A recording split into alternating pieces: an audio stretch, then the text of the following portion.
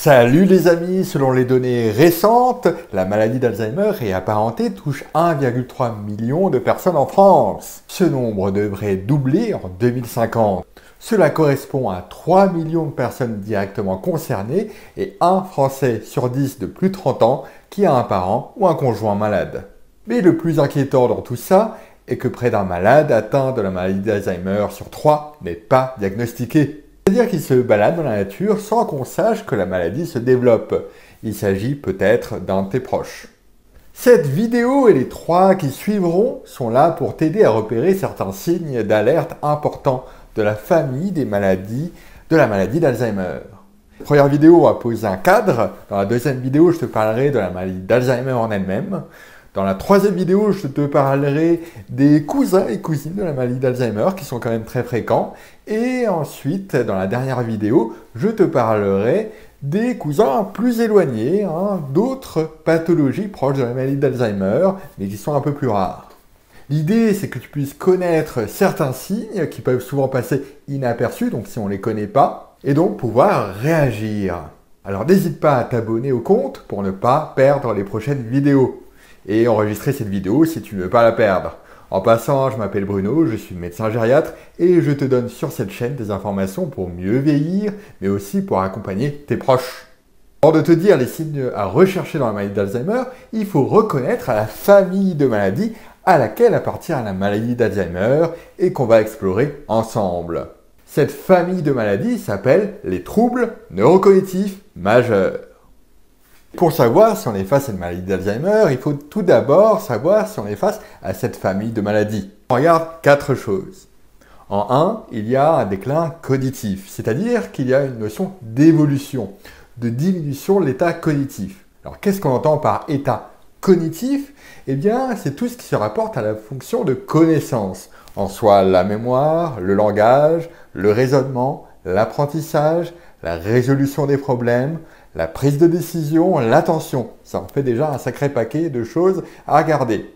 Donc, quelqu'un qui oublie de plus en plus, qui a des troubles du langage, qui a modifié son comportement, qui ne réussit pas à réfléchir comme avant, ou à prendre les décisions comme il avait l'habitude de les prendre, il faut se poser la question. En 2, les déficits cognitifs interfèrent avec l'autonomie dans les actes du quotidien. Et qu'est-ce qu'on entend par les actes du quotidien? Il y a 2 échelles qui peuvent te mettre la puce à l'oreille. L'ADL de Katz et l'IADL de Lawton. Dans l'ADL de Katz, on veut savoir si la personne peut continuer à se déplacer, à aller aux toilettes seule, à être continent, à se laver, à manger, à s'habiller. On devrait pouvoir être capable de tout réaliser tout seul. Lorsqu'on perd en autonomie, ces 6 critères peuvent être réduits. Dans l'IADL de Lawton, c'est un peu plus long, mais on y retrouve des items qui vont vous parler. On doit être capable d'utiliser le téléphone, de faire ses courses, de préparer des aliments, de faire son ménage, de faire sa lessive, d'utiliser les transports, de gérer ses traitements et de gérer ses finances. Si l'une de ces activités n'est plus correctement faite, il faut se poser des questions et aller voir son médecin. Et par exemple, si tu n'as jamais cuisiné de ta vie, ce n'est pas une perte d'autonomie si tu ne cuisines pas dans le grand âge. On réfléchit toujours par rapport à un état antérieur, par rapport à une évolution. En 3, ces troubles n'apparaissent pas brutalement du jour au lendemain. Sinon, on parle plutôt de confusion. Je te parlerai un jour de la confusion. Abonne-toi et active la cloche pour ne pas perdre la future vidéo sur le sujet. En 4, les troubles que je viens de t'expliquer ne sont pas mieux expliqués par un autre trouble, comme par exemple une dépression. Et oui, les tests de cognition peuvent être perturbés par les pathologies qui touchent le mental. Après, la dépression, ça peut aussi être un mode d'entrée dans la maladie d'Alzheimer. Mais nous le verrons plus tard.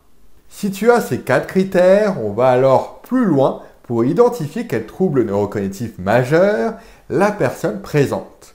Et ça peut être une maladie d'Alzheimer par exemple. C'est d'ailleurs la plus fréquente des troubles neurocognitifs majeurs. Si tu as reconnu un de tes proches dans ces critères, notamment le déclin cognitif ou la perte d'autonomie, n'hésite pas à en discuter pour prendre une consultation ou un hôpital de jour mémoire auprès d'un neurologue ou d'un gériatre qui fera, avec toute son équipe, tous les bilans appropriés. Pour en savoir plus sur la détection de la maladie d'Alzheimer, abonne-toi et active la cloche pour ne pas louper la prochaine vidéo. Tu peux aussi me retrouver sur les autres réseaux. Je te fais des bisous et à très vite sur les réseaux.